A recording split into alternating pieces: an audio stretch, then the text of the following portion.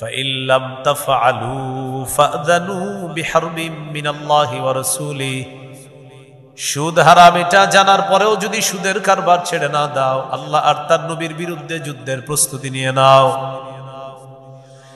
ইউকালু লিআকিলির রিবা ইয়াউমাল কিয়ামাতি খুসিলাহাকা লিল হার।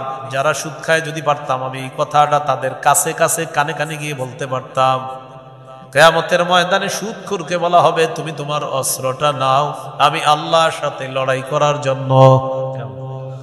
সুদখোরকে কিয়ামতের মাঠে বলা হবে, ও সুদখোর তুমি তোমার অস্ত্র নাও, অস্ত্র নাও, আমি আল্লাহর সাথে লড়াই করবা, নবীর সাথে লড়াই করবা, তুমি তোমার অস্ত্র নাও। কিয়ামতের মাঠে বলা হবে। এগুলো 1 নম্বর ভয়াবহতা। 2 নম্বর, সূরা বাকারা 275 নম্বর আয়াতে আল্লাহ বলেন, الذين يأكلون الربا لا يقومون إلا كما يقوم الذي يتخبطه الشيطان من المس। যারা সুদ খায় তারা কবর থেকে কিয়ামতের ময়দানে এমন অবস্থায় উঠবে, দেখলে মনে হবে শয়তানের স্পর্শে তারা পাগল হয়ে গেছে। যালিকা বিআন্নাহুম ক্বালু ইন্নামাল বাইউ মিসলুর রিবা।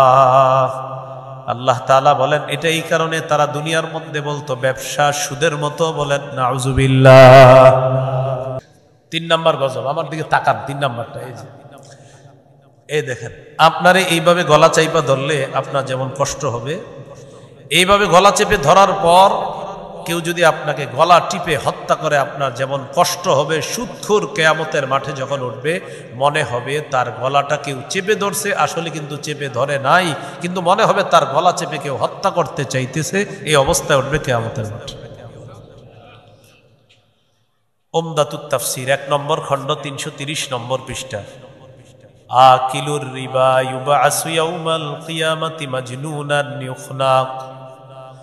সুদখোরকে কিয়ামতের ময়দানে উঠানো হবে এমন অবস্থায় দেখলে মনে হবে পাগল, আর মনে হবে তার গলাটা চেপে ধরে কেউ তাকে হত্যা করছে। নাউজুবিল্লাহ।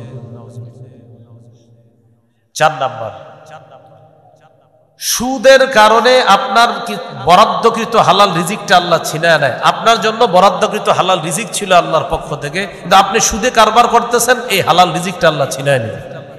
তুমি সুদ খাও, হালালটা তোমার খাওয়া লাগবে না, আল্লাহ হালাল ছিনায় নেয়।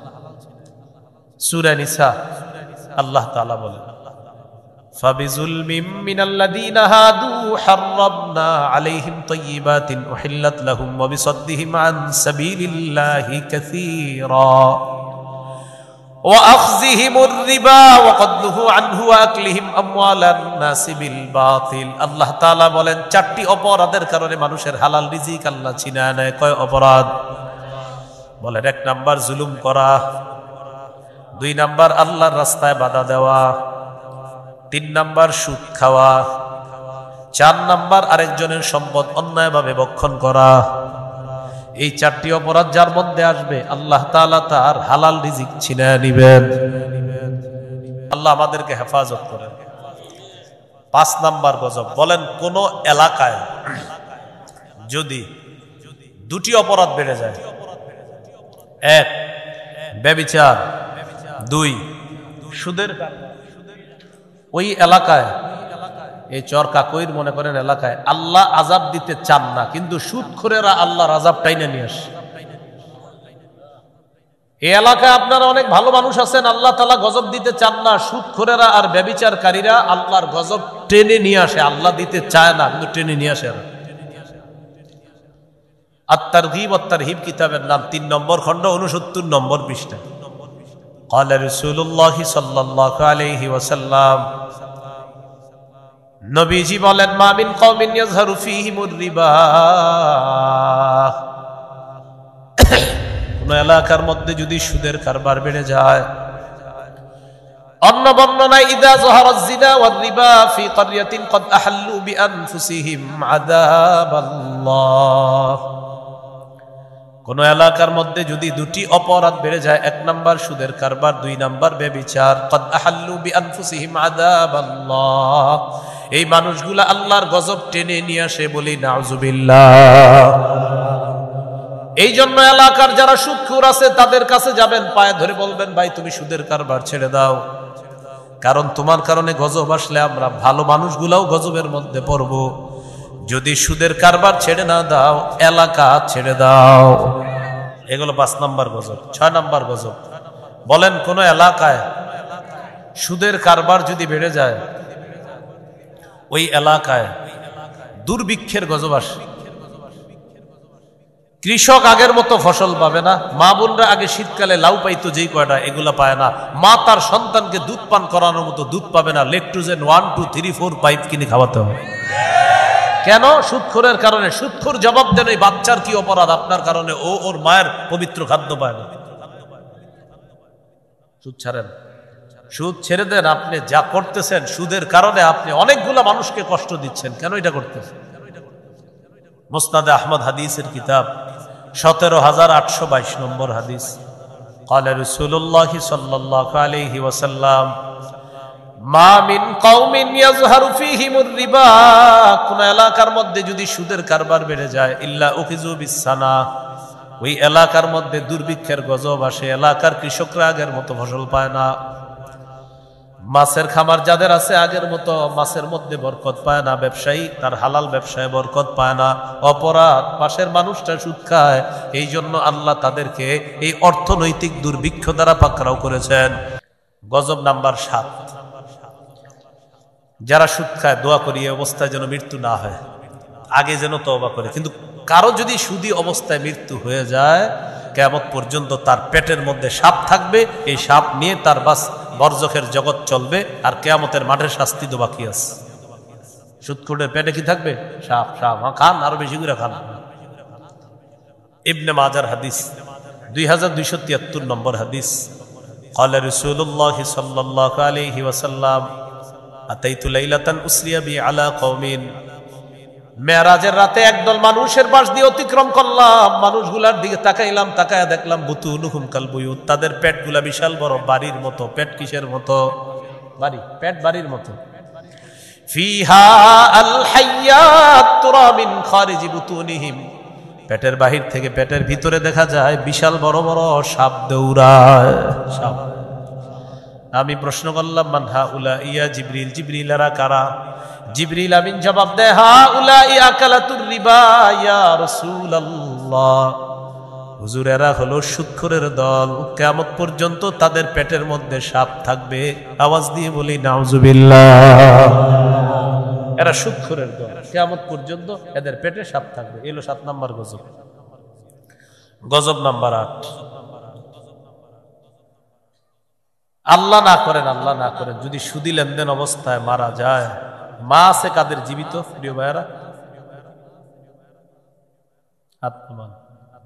সুদ খাওয়া, আপন মায়ের সাথে বিয়ে করা মানে ব্যভিচার করা। ইবনে মাজাহ 2274 নম্বর হাদিস, আর রিবা সাবউনা হুবা আইসারুহা আইয়ান কাহার রাজুল উম্মাহ, সুদের গুনাহের 70টা শাখা, সর্বনিম্ন শাখা হলো আপন সন্তান আপন মাকে বিয়ে করা মানে ব্যভিচার করা। মা যারা আমার বয়ান শুনতেছেন, আপনার সন্তানকে নিষেধ করেন তুই সুদ খাবি না, স্ত্রীরা আপনার স্বামীকে বলেন আপনি সুদ খাবেন না, ছেলে যারা আছেন বাবাকে বলেন সুদ খাবেন না, মাকে প্রতি মাসে মাসে প্যান্ট শার্ট পাঞ্জাবি কিনে দেওয়ার দরকার নাই, বছরে যদি পারেন হালাল টাকায় শুধু ঈদে পাঞ্জাবি দিলে হবে, তাও যদি হারাম টাকায় হয় আমার লাগবে না। টিউশনি করে চলেন, অটো চালান, বাইক চালায় মানুষকে নেন, আপনি ভাড়াটা নেন, আপনি হালাল কামাই করেন। যুবক যারা আছেন বাপেরে বলেন আব্বা হারাম টাকা আমারে দিয়েন না, আমি আমার মতো কামাই করবো, আপনি আমাকে হারাম টাকা দিয়েন না। মেয়ে যারা আছেন বাপেকে বলেন প্রতি সপ্তাহে সপ্তাহে কসমেটিক্স লাগবে না আমার, হারাম টাকায় হালাল টাকায় পারলে আমাকে দিয়েন।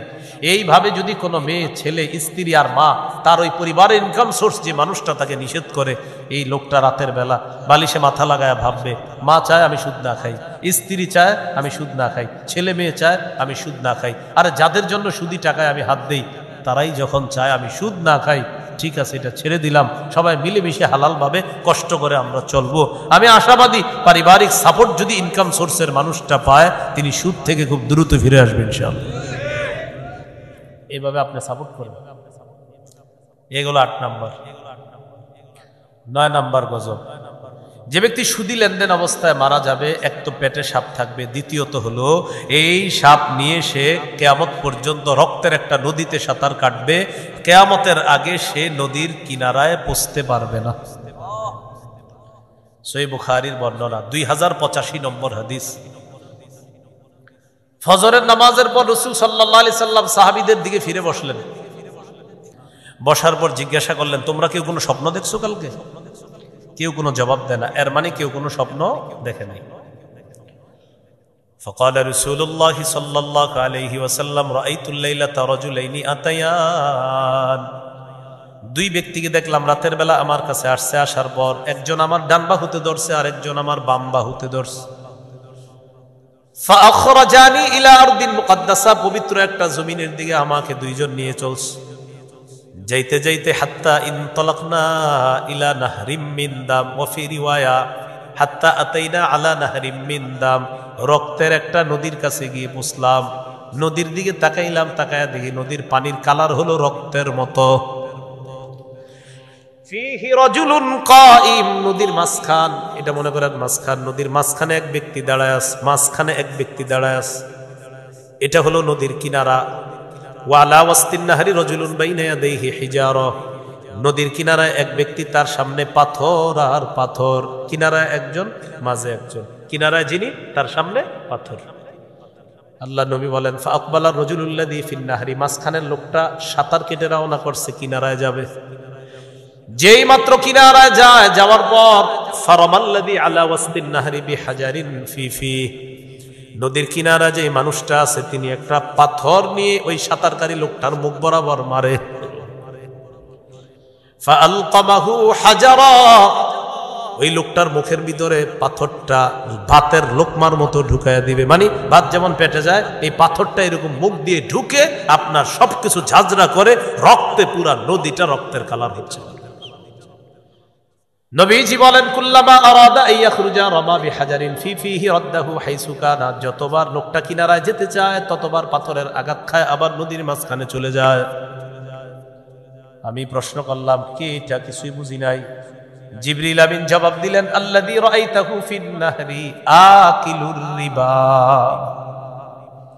যাকে আপনি নদীর মধ্যে সাঁতার কাটতে দেখলেন, এই লোকটা হলো সুদখোর, কিয়ামত পর্যন্ত সাঁতার কাটবে, নদীর কিনারায় পৌঁছতে পারবে না।